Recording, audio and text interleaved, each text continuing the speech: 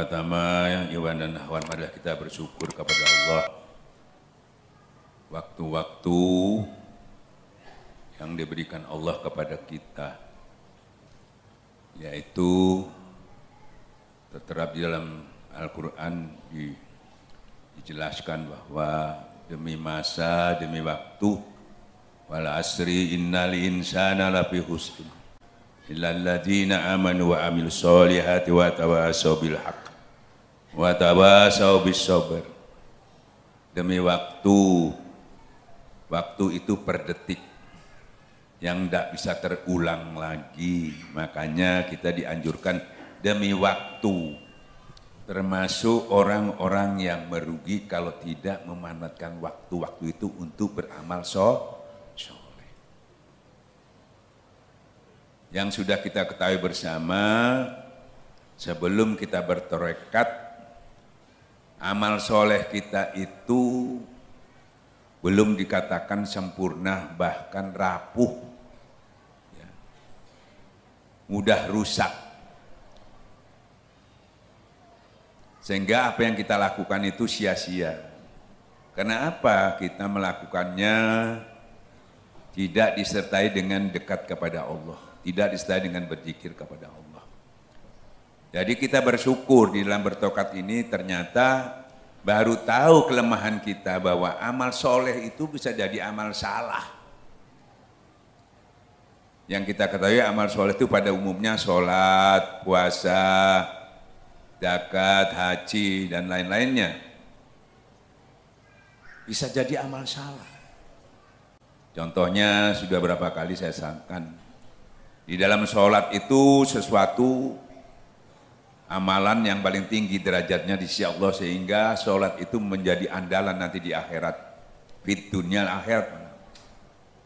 Sesungguhnya sholat itu menjauhkan yang keji dan yang mungkar. Kalau sudah yang keji dan yang mungkar itu jauh dari kita, aman sudah. Di akhirat dia menjadi andalan kalau sudah sholat itu sudah bagus. Karena yang keji dan mungkar itu yang mendorong kita masuk neraka jahanam itu sudah diselesaikan sama Allah di sana. Jadi amalan-amalan lain itu ukurannya sholat. Nah inti sholat itu yang mana? Nah inti sholat itu yaitu wa aqimis sholat zikir. Nah ini dulu kita nggak ngerti, yaitu banyak sekali nggak ngerti. Bahkan bukan kalangan orang di bawah saja yang awam, bahkan kalangan orang. Jadi jangan heran, bukan golongan awam aja. Ada riwayat riwayat Imam Al-Ghazali radhiyallahu anhu itu, waktu itu dia sholat. Kebetulan adik beliau namanya Ahmad Ghazali itu sudah menjadi orang-orang sufi, ulama sufi. Nah, tapi yang terkenal itu Imam Ghazalinya karena dia termasuk orang yang berilmu. Jadi berapa ilmu-ilmu itu beliau sudah belajar mulai 7 tahun. Jadi ulama besar dan terkenal. Nah adiknya ini tidak ada terkenal, cuma belajar ilmu tasawuf, memperdalam ilmu tasawuf. Sehingga pada waktu beliau sholat jelas nggak mungkin apalagi seorang adik menjadi makmum dari Imam Ghazali ini tadi. Tapi setelah itu habis sholat Ahmad Ghazali ini sholat lagi. Maka ditanya oleh Imam Ghazali, kenapa kamu sholat lagi? Ya, apa sholat tadi itu kurang sempurna, apa kurang enggak sah gitu. Ya sangat tersinggung ya. Terus diterangkan, tadi kamu itu sholat, itu ingat apa? Monggo awo coro-corone, cak sampean iku eling ngopo sholat iku cak? Ya. Iya ya jadi ngono. Saya tadi itu menulis kitab head. Kitab head itu kitab perempuan head itu ya. Nah kalau nggak ngerti lagi datang bulan gitu ya. Itu. Nah Loh, makanya saya melihat tadi waktu sholat, saya melihat kakak ini tadi, kok berlumuran darah gitu. Ternyata cocok dengan karena dia tadi inget-inget darahnya itu tadi. Sehingga karena adiknya itu zikirnya bagus, terbuka basirohnya bisa melihat. Kan gitu ya?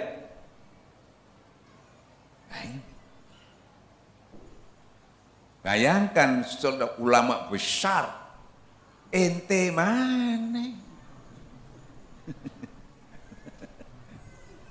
Dua, Syekh Holil ada, Syekh Holil Bangkalan ya. Dia mondok.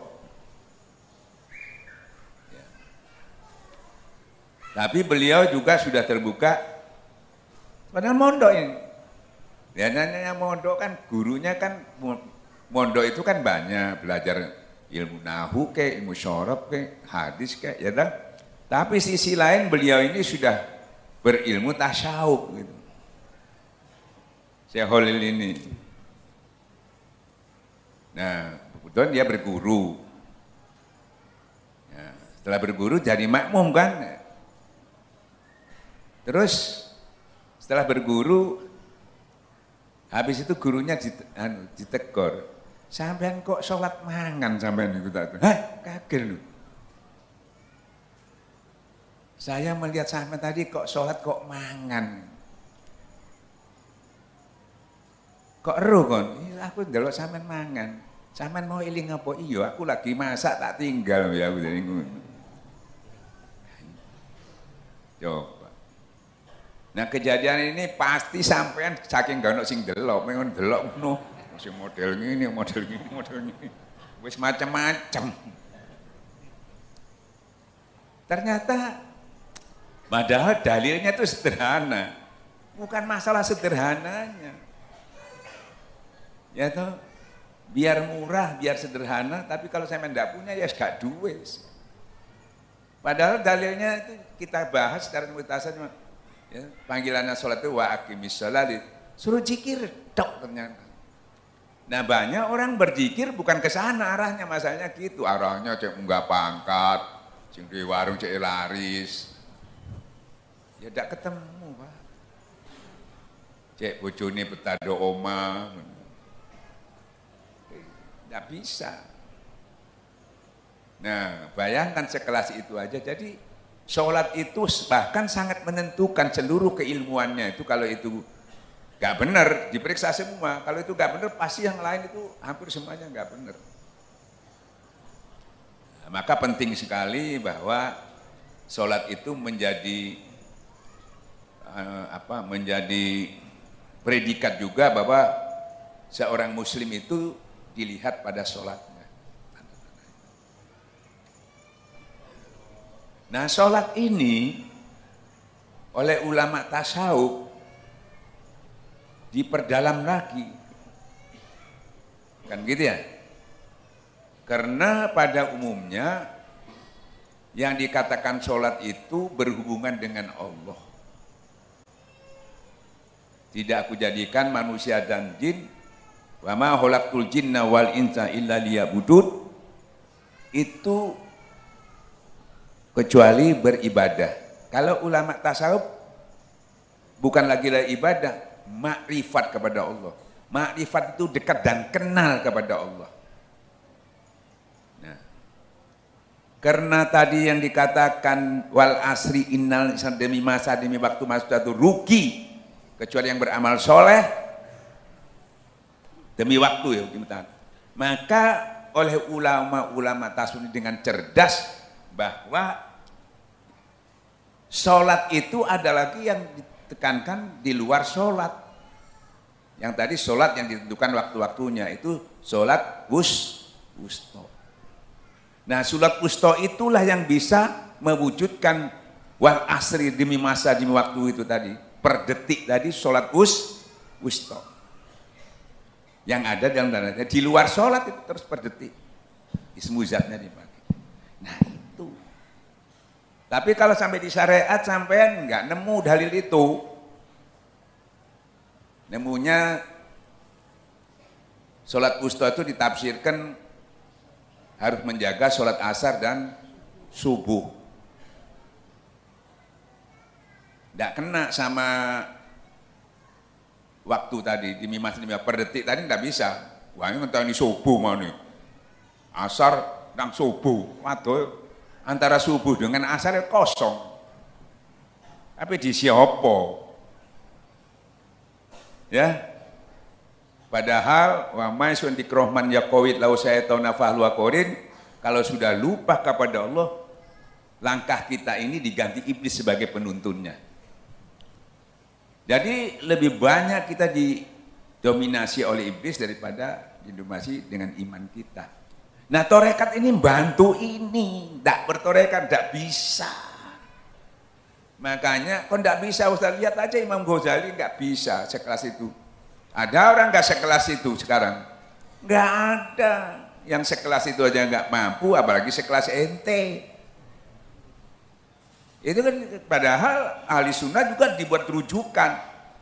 Tapi yang dirujuk itu kebanyakan bukan inti daripada kitab Ihya itu tadi. Ya toh?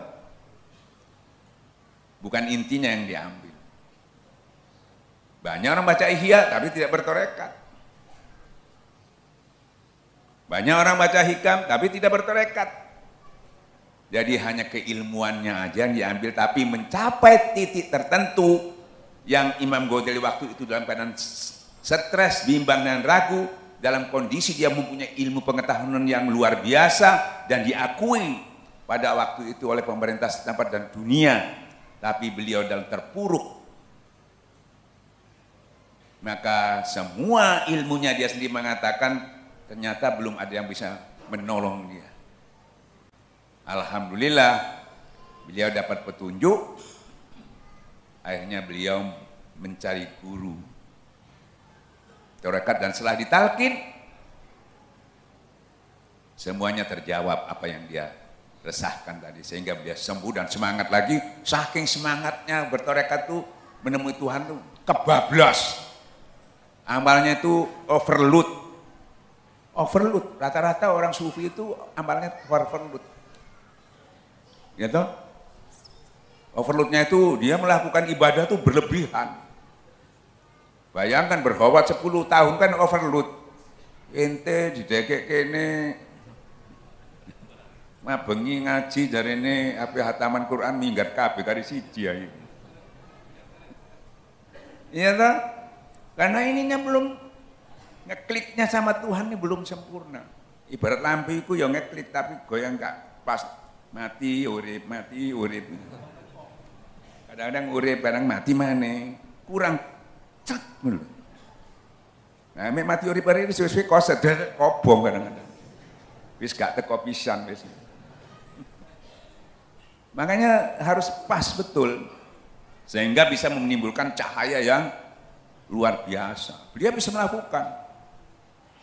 Tapi secara logika nggak mungkin bisa. 10 tahun Syekh Abdul Qadir Jani 20 tahun, nggak mungkin. Kan gitu ya. Nah, istilah saya yang sering sampaikan, karena ibarat listrik itu sudah low setrum itu. Kita masih 900 watt. 900 watt tambah AC itu jeglek bisa. Istilahnya sampai nambah sholat sunat itu tidak kuat. Tapi kalau setrum, wah, sholat sunat 100, 200 rakaat kuat. Karena lo setrum, powernya besar. Ada yang mau ikut-ikut, aku yang mau 100, powernya cili, miring, gendeng. Ibarat Melayu itu lari terlalu cepat, belum sampai leren. Nah, kalau orang powernya besar, awal, ya toh, yang namanya power ibarat mesin itu kalau powernya besar, itu kalau dipakai tambah besar. Ya, tambah panas, tambah besar. Itu cara kerjanya gitu. Lah ini enggak pas-pasan, tambah dipakai berat-berat tambah menurun. Kemarin jeglek. Makanya alat ini yang kuncinya nyambung ini yang paling penting, harus ngekliknya itu. Ini wal asri demi masa demi waktu Manusia rugi loh ya apa demi mas waktu rugi.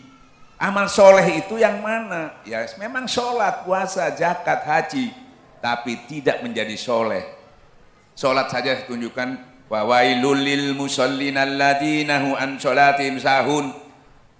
Celaka orang yang sholat yang hatinya lalai. Loh, jadi amal soleh apa amal salah? Cuma karena lalai, cuma tidak nyambung tok. Jadi amal sah. Nah ini sebelumnya kita banyak jadi amal salah. Sampai untung ketemu torekat ini, khususnya torekat Qadiriyah Naksabandia Pondok Pesantren Soraya, barokah Syekh Yang Maswabil Bapak Tajul Arifin radhiyallahu al-Fatihah.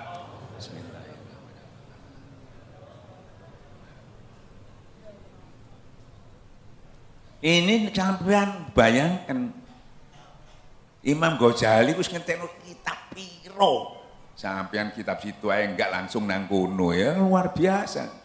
Ngenteni sampai buka-buka dibahas dibanting dan sebagainya. Sampai malam ke-6 dikokoncani. Ustaz minta talqin ada 10 menit mari. Imam Ghazali 10 tahun belajar. Nah ini harus kita syukuri. Ya toh, tidak mendapat kesulitan apa-apa tantangannya. Jadi ini bukan ecek-ecek ini torekat ini. Ya toh, saking orang yang nggak paham aja ngomong, bukan sembarangan ilmu itu. Berat itu, kalau bukan kiai ulama nggak bisa. Bayang. Nah perkataan itu berarti sampean bisa itu berarti sampean ulama, kiai. Yang kiai nggak belajar berarti nggak bisa duduk kiai jadi ente kabeh. Loh dia ngomong sendiri kan, kalau enggak ulama enggak bisa, itu orang yang alim, orang itu enggak bisa, enggak mungkin bisa. Nah terus sampean bisa, berarti kan ulama, sing kiai, enggak mungkin aku durung waktu nih, turu padha sampai sampean. Nah, ini luar biasa. Coba, itu belum dipecah-pecah lagi, belum dibedah lagi itu. Wah kalau dibedah itu sudah ada habisnya. Sering saya sampaikan ternyata tiap-tiap sesuatu, sholat, puasa, zakat, haji, sabar dan sebagainya, syukur, ikhlas, semuanya dilandasi dengan zikirlah baru dia sampai kepada Allah. Maka dikatakan sampai sesungguhnya zikir itu lebih utama dari ibadah-ibadah yang lain. Wallahu dzikru akbar kan gitu ya. Sampai dikatakan begitu. Tapi orang yang tidak memahami ya dianggap itu tidak memahami, makanya butuh paham. Yang bisa memahami itu ada ilmu dua. Nah, kalau buka kitab ya jadi pinter aja, cerdas intelektual. Kurang satu pahamnya.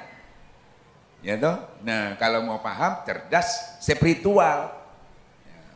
Melihatnya itu bukan belajar kitab tapi bukan buka kitab tapi buka hati. Nah, dibuka hatinya dibersihani, ditanami bibit unggul yaitu ismu zat. Nah, langsung connect kepada Allah Subhanahu. Nah, sumber ilmunya langsung dari sisi Allah. Langsung ada dua ilmu itu, ada yang dari sisi itu. Kalau syariat itu lewat yaitu Quran tadi yang dibawa oleh malaikat Jibril. Bukan kita nafikan, untuk menyempurnakan Quran itu tadi tanpa paham tidak bisa sempurna. Kok bisa begitu? Salah satunya yang kita sampaikan tadi itu aja banyak yang nggak paham. Makanya banyak kiai-kiai akhirnya belajar lagi itu baru bisa. Nah kebetulan belajar ini tadi kiai sudah punya ilmu yang banyak, jadi awam juga sama dengan kita. Hasilnya kiai yang belajar dengan kita sama nanti kalau sama sungguh-sungguhnya.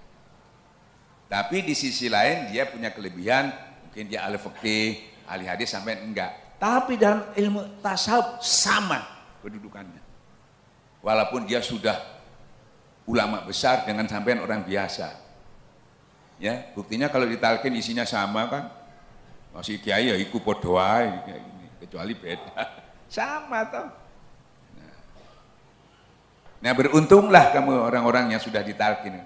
Karena itu satu kemenangan yang luar biasa kata Allah. Makanya ini harus diseriusi. Dukung channel ini dengan subscribe, dan jangan lupa nyalakan loncengnya, akan ada video-video baru yang mungkin Anda suka. Kalian boleh membagikan video ini ke saudara maupun teman, karena berbagi itu kebaikan. Semoga Allah membalas kebaikan Anda.